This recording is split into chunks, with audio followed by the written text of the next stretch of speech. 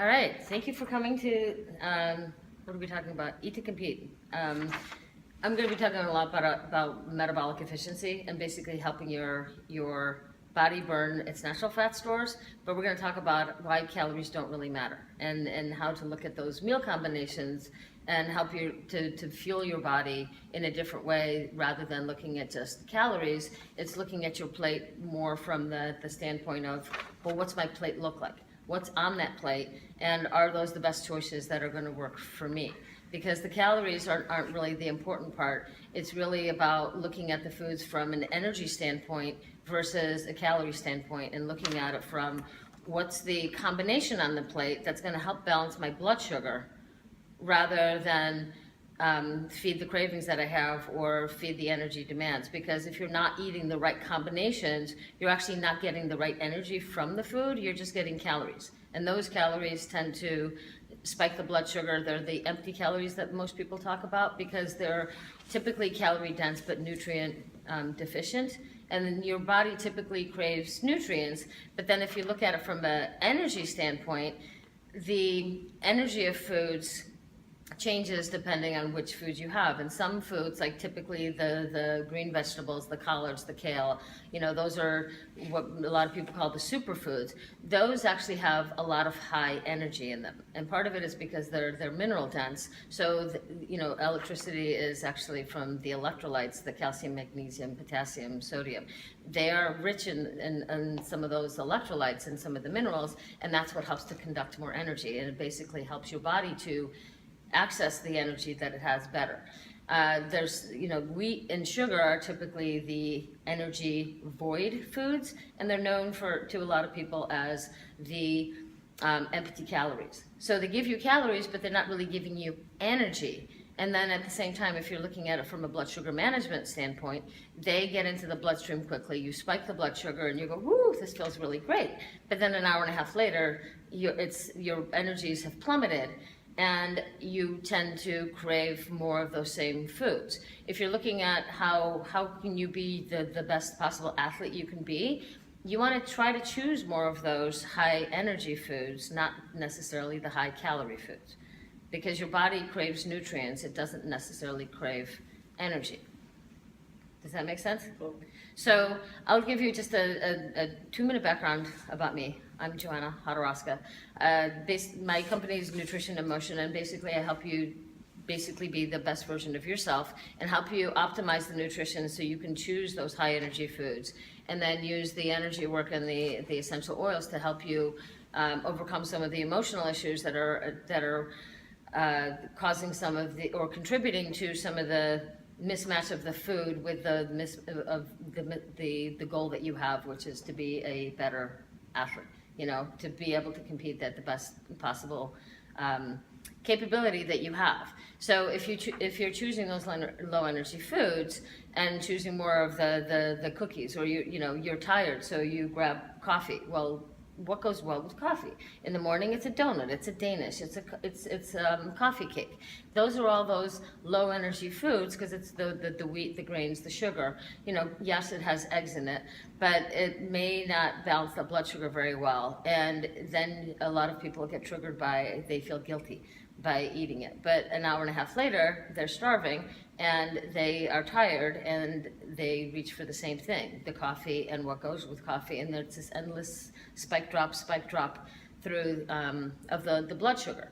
The problem is that most of that energy is also spiking the blood sugar. That goes into fat stores.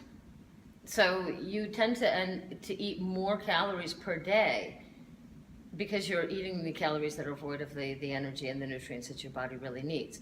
And so with metabolic efficiency and balancing the blood sugar, it basically helps your body to start burning those fat stores. You end up eating a little bit less in meals, but you have more energy because now you actually know what makes your body feel good. Which combination is the best for you? And it has to be a combination of those high energy foods, which are the greens.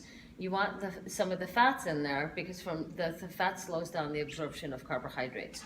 The Proteins slow down the absorption of carbohydrates. Fiber slows down the absorption of carbohydrates. So it's not to say don't eat carbohydrates, because you do need some of those for energy, but it's about choosing the right ones that work with your body so that you actually can take care of yourself in the best way possible. And some of that is also not just the combinations of the meals, but how often do you eat through the day? Are you skipping breakfast, but then find yourself, snacking on anything and everything in sight after dinner because you're still hungry 2 hours after you ate dinner? That's mismanagement of the meal timing, but it can also be a trigger for the wrong combinations also during the day. So then you spike and drop the blood sugar constantly through the day, but you're not really getting the energy that you are looking for, and you're feeding the fat stores rather than fueling your body with energy. Does that make sense? Mm-hmm. So we're now trying to optimize the meal combinations plus the meal timing so that your body starts to access those fat stores, because we have 80,000 fat stores, where we only have 2,000 stores of carbohydrates and muscle glycogen.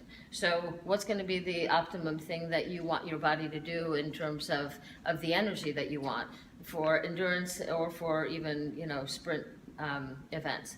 You want to be able to access your fat stores because you have a hell of a lot more of them. And it doesn't matter if you're a big person or a small person. If you look at the marathon runners in Boston, because we just had that last week. You look at the marathoners; they're all little, they're tiny little things. Guess what? They have 80,000 stores of fat too.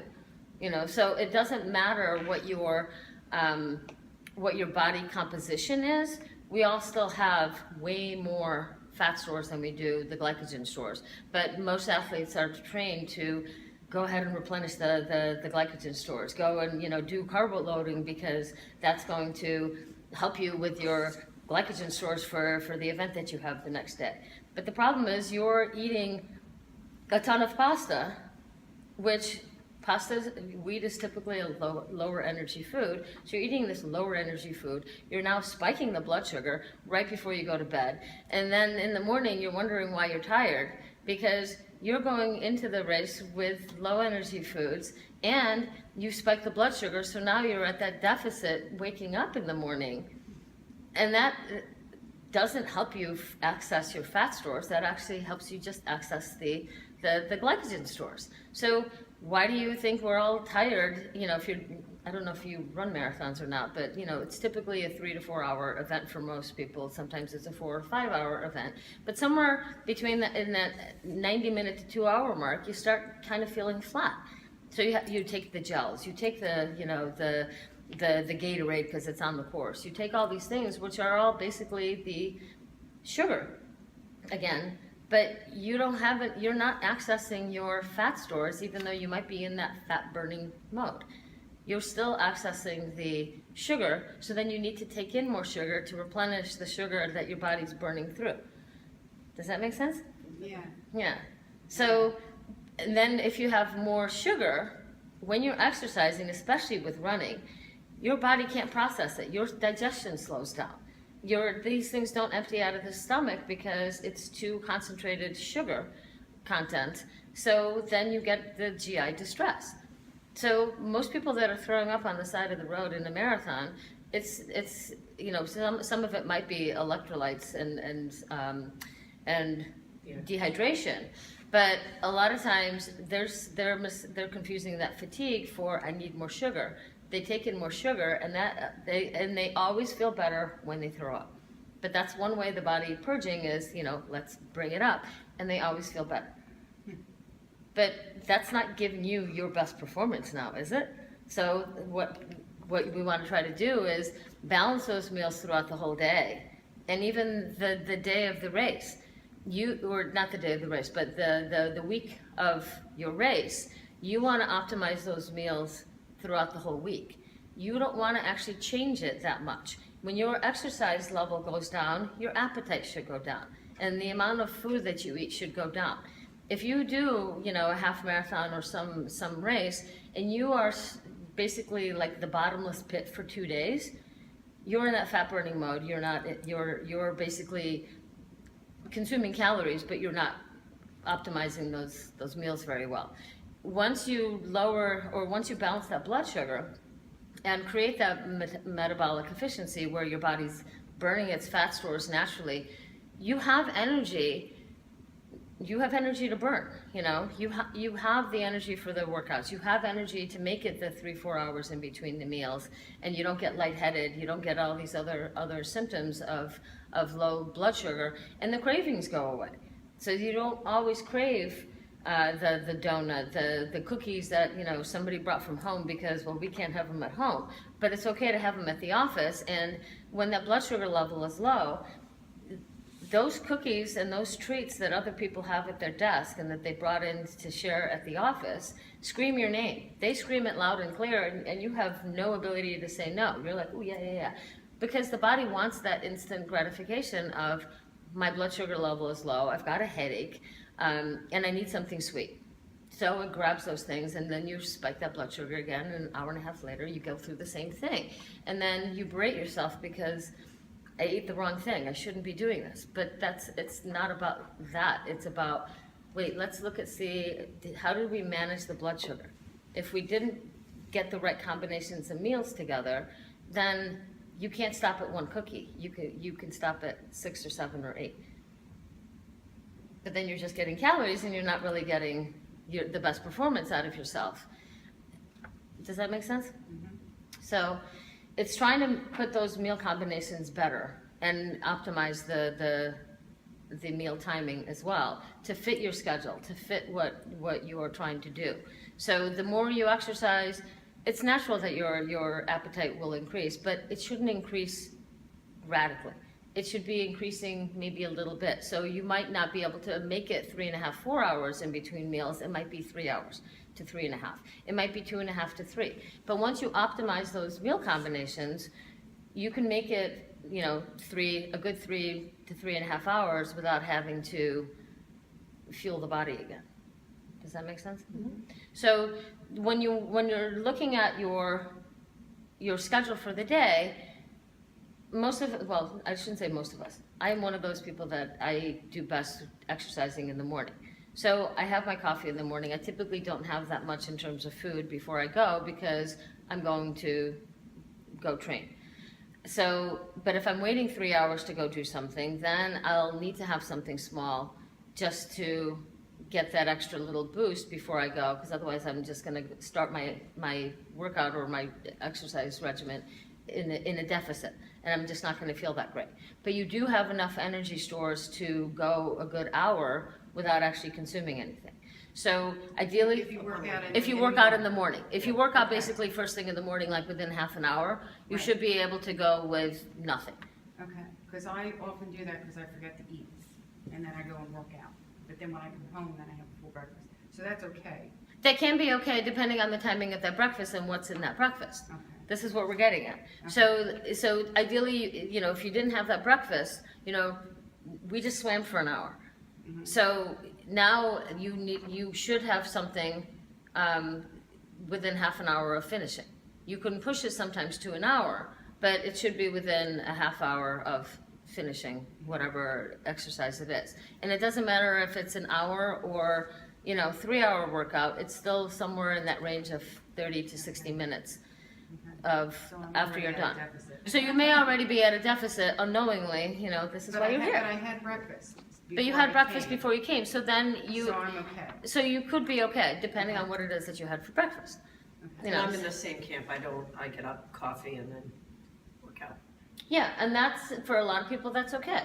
You know, it's just, that's what you're used to. You might change it a bit, but that might be I made like working a handful for of you. almonds and some cranberries that are Yeah. sweet with apple juice or something. A lot of times I'll do a couple of dates, Oh, I do because dates. those I do end up dates, just yeah. kind of balancing the blood sugar. They get into the system quickly. Yep. Sometimes I'll do a half a red baked potato that I've made, you know, a couple days before. I throw a whole bunch of them into a toaster oven, turn it on, go do my thing, and they're done when they're done, and I didn't have to babysit them.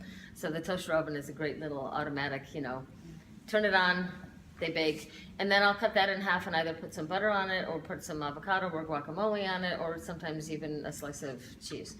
Depends on what I feel like, but you know, I'll typically take that carbohydrate and add some kind of fat to it. And for me, it's usually the fat. So sometimes it's even just some almond butter on top of it, or cashew butter.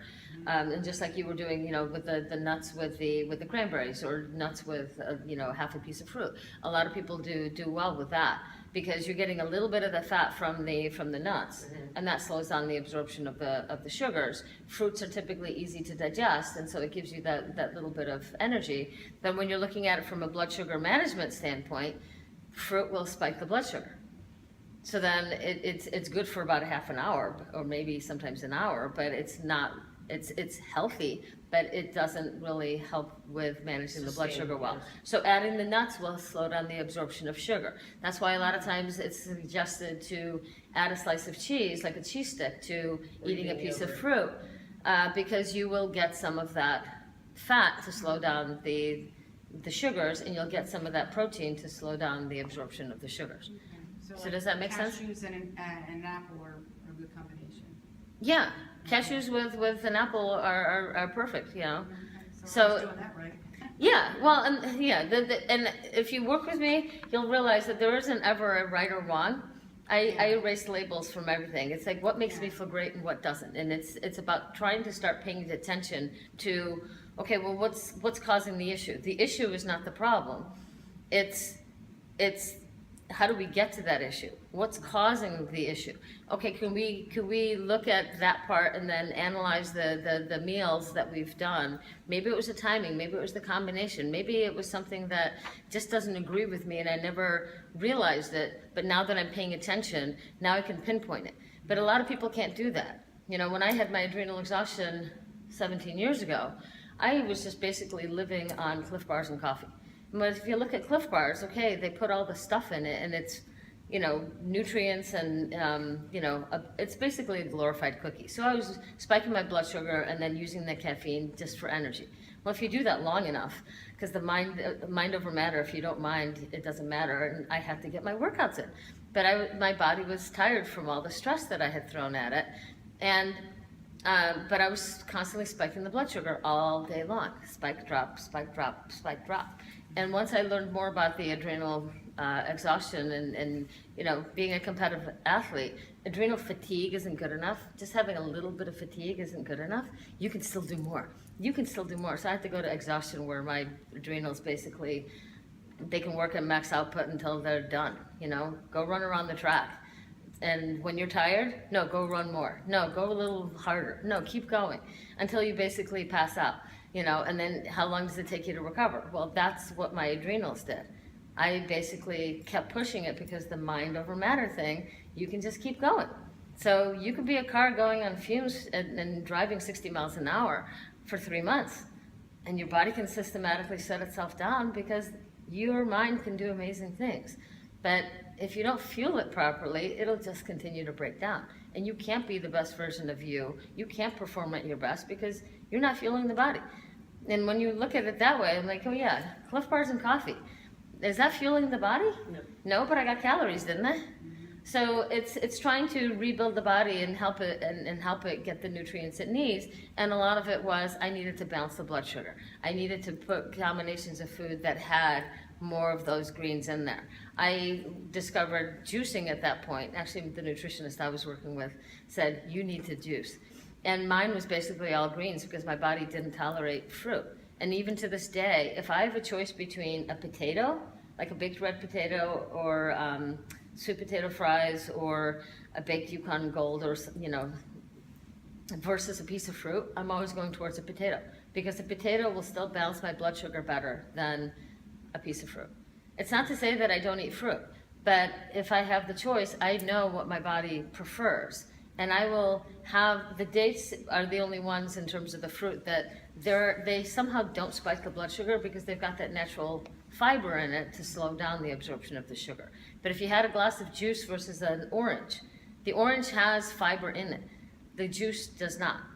Nobody eats 4 oranges at one sitting, so why do we drink 8 ounces of juice? What is that? It's spiking your blood sugar with a liquid. So you want to look at those calories too, or we're talking about not calories, right? But you want to look at those ingredients too and say, okay, what is in my breakfast? You know, do I add that glass of orange juice? Well, what's that doing? That's just adding the carbohydrates to my plate. So if I'm adding juice, then I've got to not put any potatoes or bread or muffins or any carbohydrate on the plate because I'm drinking my carbohydrates. Does that make sense? Sure. So I'll just do the little plate theory really quick. I can't hold that in. And so if this is your plate, split it in half. Half of that should be those nutrient-dense foods, which happen to be low-calorie foods as well, but those are going to be your green vegetables. So you want half of your plate to be green vegetables. Then take that second part, and it almost looks like you made a K on your plate. So now you have a half a pie, and then 3 more pieces. So 1 piece is going to be fat, 1 piece is going to be protein, and the last one's going to be carbohydrate. If you looked at your plate now, it's probably half the plate is carbohydrates, and then some is fat and some is protein, and typically there's not that much green anything on the plate. Does that make sense? Yeah, I actually eat that way. I mean, I'm a salad with salmon, salad with chicken, salad with shrimp. I'm not a big carb eater. Yeah, and sometimes that can be okay, but sometimes you need a little bit of carbohydrates, but Right, trying to fat. find out how much carbohydrate. And the challenge that most people have is they go on a low carbohydrate diet. Well, when you get rid of the carbs, you actually have to replace it with fat. Otherwise, you're constantly starving. So it's trying to manage that blood sugar better, because 2 hours after you have your salad with your salmon, you're probably like, where's the sugar? Where's the... Well, I have a question. What if, like, because I make homemade dressings, so like the olive oil, and then I do add nuts. So That could be helping it. So it might not be, that might be the optimum for you. Right. But there might be some days where you throw avocado on there. It might be it could be flaxseed oil that you put in with your dressing to add some more of the omega-3 fatty acids into it. So there's a lot of ways of kind of optimizing the meals, but it's starting to look at it going, okay, how balanced is it for me? And the more you train, you'll probably add a little bit more of the carbohydrate, and maybe it'll be a little bit less of the greens, but it's really trying to optimize those meals so all of them kind of look like that. It's not to say, okay, you're never going to have ice cream again. You know what? It's not about taking the treats out. It's about, okay, well, now that I had ice cream, this is going to happen. That next meal has to have the protein, fat, and the greens in it, and maybe I'll not put the carbohydrates in there and just put more protein and fat in to kind of rebalance and recalibrate the system. Because even just that one meal, the carb loading meal, that's going to flip the switch from that fat burning mode into sugar burning mode. So you'll go from, I've got all the energy in the world for 4 or 5 hours and need, 80 calories maybe per hour to be able to keep going, to, you know what, I'm starving, I need to keep throwing more calories into the system just to be able to keep going. This morning I'm just totally spent because last night I haven't had ice cream in a long time. And you had some last night. And I did, and I had some because I was having it with my kids. And I'll tell you right now, I woke up this morning. I mean, I am right now. I am just tired. And a glass of wine. So I am just like this morning. I couldn't even get up to work out because I was so right. But depleted. this might be that part where I have a book called Constant Cravings by Doreen Virtue, and in her book it's talking about how do you feed your soul or do you feed your emotions. And a lot of times, constant cravings. It's really cool, Okay. and it doesn't have every single thing in there. But the ice cream, depending on what flavor it is, can mean a certain emotion that you're not feeding yourself. So it's about getting. You want to feed your soul with the foods that you choose too, but a lot of times you don't even know how to do the feeding of the soul because your blood sugar is all over the place, and that affects how your brain works, and it creates an imbalance in the intestinal tract, which creates an imbalance in the brain. You start feeding yourself the calories because the ice cream feels good, but what's really at the root of having that ice cream?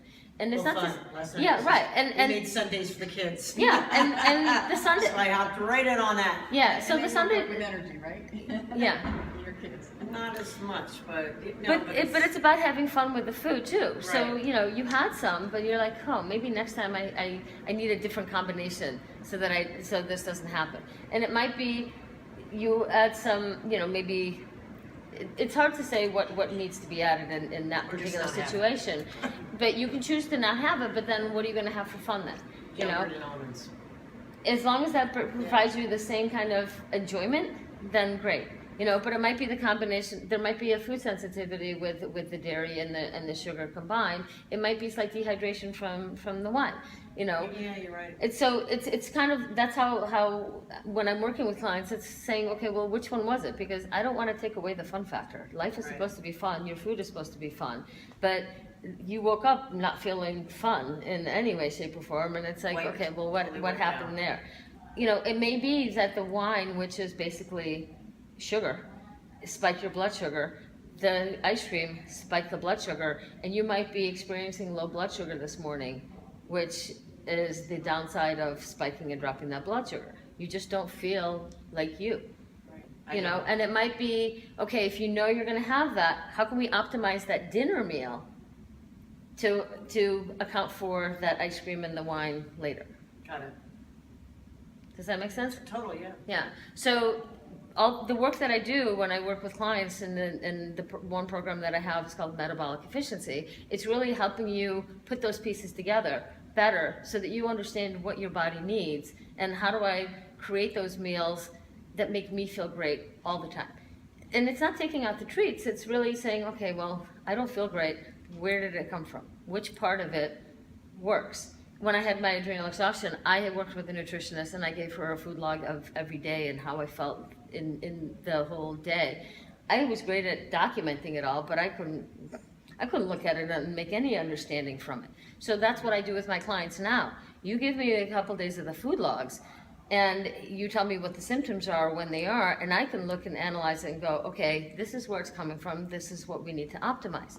Go play with this combination. Do you take, like, I have hypothyroidism. Oh, yeah. Do you take all that into account? I take all of it into account because your health issues are a big part of it. You know, if you have some kind of a autoimmune condition, it's all about anti-inflammatory because that's got to So be that's in like there. turmeric, so there's things that you recommend to take and. Right, and I have some clients that are allergic to ginger, which is also anti-inflammatory, but they can do the turmeric root. You know, and if they can't do those, then there's always ways to accommodate what your body needs. I do nutrition response testing because that helps to identify which foods are the negative energy foods for you. And it's my whole philosophy isn't about let's take foods out of your system so that you feel deprived. It's, you know, we're gonna take this out, but look at all these things you can now do. You know, so let's say wheat comes up as one of your negative energy foods. I'm going to test the brown rice, the white rice, the quinoa, the amaranth, the buckwheat, corn. I'm going to test all those other grains to make sure that they're not a problem too. Because if you replace one negative energy food with a negative energy food, you're still going to have the GI distress. You're still going to have the blood sugar fluctuations. You're still going to have other issues. So it's about trying to expand your horizon in terms of the meal combinations and what's the best carbohydrate for you. Is it a grain? Is it a legume? Is it a root vegetable, or is it fruit? You know, it's about paying attention to those things. So you get to play with your food in between the sessions because you're finding out how do these combinations work with me? I know how I felt when I was eating the way before I started with you, and I really didn't like it that much. It was okay, it was what I got used to, but I want to be better. And that's what I do, is help you kind of optimize those and learn what those combinations are, and not take away the fun, but put more curiosity into it, and then understanding what your body needs. So I had ice cream last night, you know exactly why I needed it, and it wasn't that much, and I woke up fine, you know. But I don't deprive myself when I have those issues. Right. But it's also not buying some of the things when you know that that's an uncontrollable issue. So like I had a conversation with somebody about bark thins. And bark thins, I think, are just the bomb. And you might be the only, right. Everybody I've talked to has the same problem. Don't touch it. I think I did the almond one. But there's something else in there because you can't stop eating them, you know? You just can't stop eating them. And I can eat dark chocolate, and I do eat dark chocolate. And sometimes I eat it for breakfast because, you know, that's what I really want. You know, it brings me joy. I celebrate it with it. I'm depressed with it. You know, whatever emotion I have, chocolate's kind of part of it. So I don't deprive myself anymore, and it doesn't change the way I feel.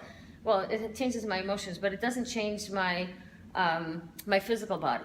It doesn't. I don't gain weight from it, and I don't lose weight from not having it. So I'm just going to enjoy the hell out of it because my quality of life suffers when I deprive myself from that. But the interesting thing is, those bark thins, there's something else in the label because I just can't stop eating them. So I choose not to buy them because it's a problem. You know? Good thing I don't know what they are. I won't buy them. Don't buy them. Don't buy them. Just don't buy them. Just, you know, everybody that I've talked to is if you... Salt that you put in it, so when I think when you have... Well, somebody says it's the salt, but salt. it's not the salt because if I buy Ghirardelli or Lindt sea salt ones, I don't have the problem. I don't eat the whole bar in one day, you know. But the bark thins, you know, the bigger the bag, you'll still eat the whole thing. And there's They are thinner. there's They no are thin. they're thin. I don't know. But you're the third person this week that somehow that conversation came The up. pretzel one. Yeah, they're all like that. So we just don't buy them because unless we're having a party, so that everybody else can eat them, and then there won't be any left when they leave. Right. You know, so sometimes it's about making that choice. But think about what bark thins are. They're all chocolate and sugar. So you know, in one way, it's like, oh, this feels great, but then it's just getting calories and not really any of the high energy My problem foods. is I have a husband that's thin as a rail. He's a workaholic. He's always hungry. He brings home junk all the time. Right. And then shakes it under my nose. Yeah.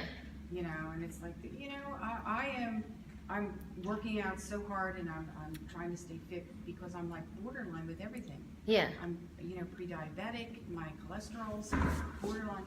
And I try and explain to him, you know, I enjoy everything I'm doing. I'm doing triathlons, I bike, I swim, I run, which I don't like, but, you know, I'm doing this more To make you feel good. so I don't have to take pills. you Yeah, know? yeah. Well, and that's it. Preventative. Exercise is a Yeah. great way of doing that. But if the meals have to match that part, Yeah, You so know. it makes it hard because he wants red he's meat every tempting. night. Yeah, he's tempting you every single day, Yeah. isn't he? Yeah. Yeah. And he's bringing home, you know, boxes of chocolate, and it's like, John, that's just not fair.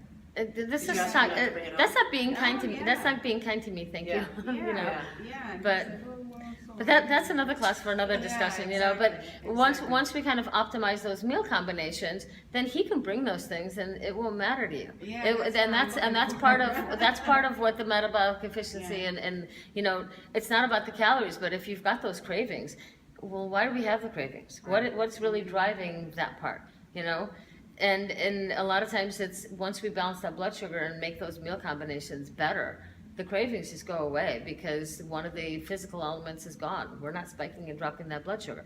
And then a lot of times when we spike and drop that blood sugar, then we start feeling guilty. And then what do we do when we feel guilty? We self-medicate with more food. And it's typically those, you know, the cookies, they are, well, yeah, they end up being soothing in one way, but it's not really addressing the part of the underlying issue, which, you know, we can talk about emotions a whole nother class. Sure.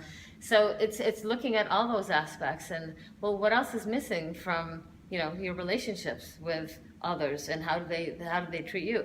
Well, you can control your emotions better when your blood sugar level is It's true, balanced. very true. You know, typically You don't even fight or flight. people at work, well, and that's putting a strain on your adrenals too. So that Yeah. fight or flight, Yeah. you know, your adrenals are the ones that are strained when your blood sugar level is low, and then you crave more simple sugar because you want quick What do you energy. think about apple and like almond butter and real peanut butter as like it says 6 foods, six meals, pace your meals out throughout the day. 5 to 6 meals, you know, it depends on the whole schedule, but typically it ends up being like 5 meals a day. For athletes, it's sometimes 6 because they end up having to eat more often, especially when they're doing 2 workouts a day, you know. But what was your question about No, I peanut was just butter? saying, because that's what I go to that as well as a snack, like if I'm hungry and I know I maybe have 2 hours to dinner, I'll do an apple with the real peanut butter, like real peanut butter. Right, and that's perfectly okay. That's one way to basically, you're covering the gap until you have that meal. So that could be considered one of those snacks and one of those meals. But it's you put some of the fat and the protein to slow down the absorption of the sugar in the apple, and it gets you to a point of, okay, now I'm not going to be starving at dinner. But when you're starving at dinner because that blood sugar level is low, because we didn't balance that blood sugar well earlier in the day, then you're going to crave more of the sweets afterwards. You're going to crave, dessert. You're going to crave more of the carbohydrates and choose less of the high nutrient dense foods. Does that make sense? Yep. So, when you can even do a play with it this week, where when the blood sugar level is low, you could have a huge salad, which you might love, on any given day. You can have that salad. You can have a plate of your favorite cookies or treats, brownies or whatever, or a piece of fruit. And I will guarantee you, if you just kind of make those three choices available, when your blood sugar level is low, you will never choose the fruit and you'll never choose the vegetables. It'll typically be the sugary treat. It's just how the body is. So your ability to make better choices is affected. And typically those people that have the blood sugar level, as I was saying, your emotions are all over the place. So they're really moody and they're really quick to react, as opposed to being able to keep their cool and be able to stay in it and reason well. But that's also a sign of low blood sugar. Your brain's ability to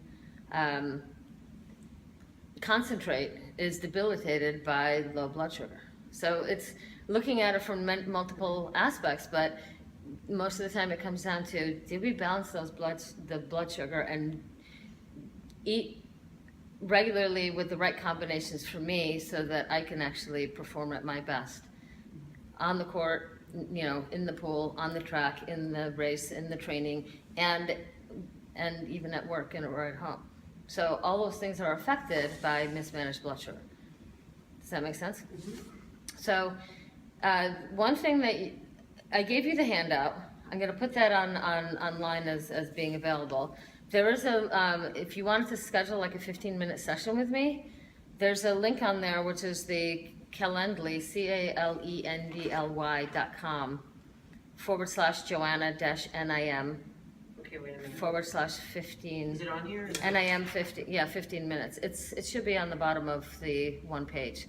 Or you can take your phone and text NIM 15 to 444-999. So it's N, NIM for Nutrition in Motion. okay, NIM 15, and you text that to 444-999. And that way you can schedule 15 minutes with me. We can talk about what your situation is. I can answer the question. Okay. If we need something more elaborate, then we can talk about which program would be most beneficial. But that way you can get that 15 minutes free, even though I just gave you 20 minutes free. Well, I'm going to offer that even more because you might have more questions. I left my phone in the car. Can I ask you to write that, Sure. Let me Let's just, use the restroom and if you really- need me, JoannaHodorowska, nutritioninmotion.net.